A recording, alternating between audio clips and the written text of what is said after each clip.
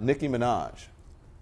I don't know because she can't even pronounce the Psalms correctly. She says her favorite Bible verse is Psalms 23, and I'm like, okay, but it's not just her accent. It's almost like Donald Trump with 2 Corinthians.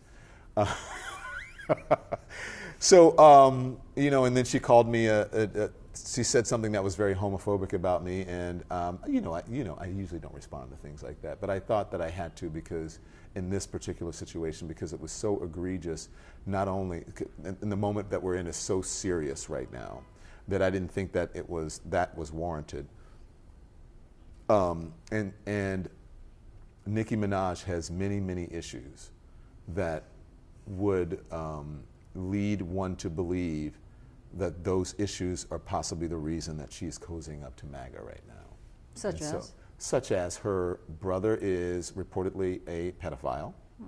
Her husband is reportedly, and if you look is a sex offender, you know that. He's supposed to register. He's supposed to register as a sex offender.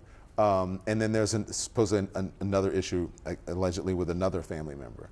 And so when she called me that word, I said, how dare you, use a word, a sexual thing like that, when you should be looking at the man you sleep with every night in the same bed with, I guess, if you are, because there isn't anything worse than that. Or your brother who's the alleged pedophile, there's nothing worse than that. So how dare you?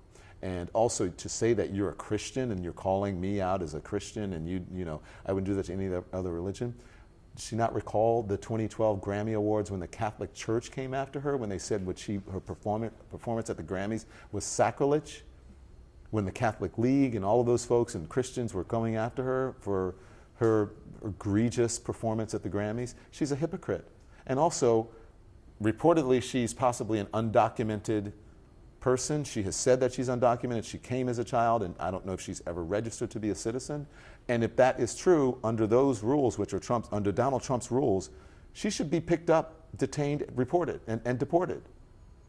And those are the people she's cozying up next to. The people who are protesting for the rights for people like her, who may not be documented or otherwise, immigrants in this country, and she is an immigrant. So I said, why do African Americans support her? Why do gay people support her? Members of the LGBTQ community support her? You shouldn't, because she's a homophobe and she's a racist.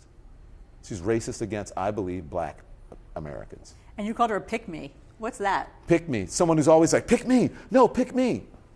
So I said she should be a pick-me doll, because she put a Chucky doll in the tweet. I don't even understand. What's the Chucky doll? I don't understand it either, but that's why I said it should be a pick-me doll, because she's a pick-me. Someone who's always trying to please, cozying up to people. Like for relevance. Yeah. Do you, Don, think that you attract more controversy than the average journalist? Maybe, yeah, I guess, but I don't know if that's bad. I think that's good. I think that's... How so? Because I think journalism is about transparency and not being afraid to have a voice, not being afraid to stand up, not being afraid to tell people no, not bowing to the corporation, not kowtowing to an administration.